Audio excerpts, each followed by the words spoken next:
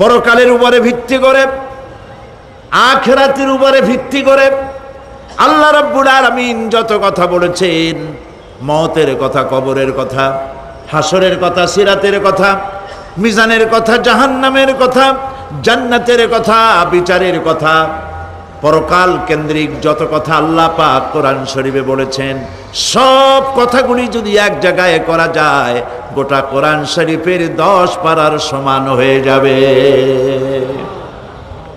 সম্ভবত কোরআনে কারিমের এমন কোন রুকু, এমন কোন পাতা নাই যেখানে আকারে ইঙ্গিতে পরকালের জবাবদিহিতা সম্পর্কে একেবারে কিছু বলা হয়নি।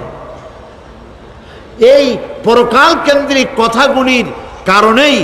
সেই জামানার চোর, ডাকাত, ছিনতাইকারী, ধর্ষণকারী সব হেদায়েত হয়ে গিয়েছিল, আর মানুষগুলি পৃথিবীর সর্বশ্রেষ্ঠ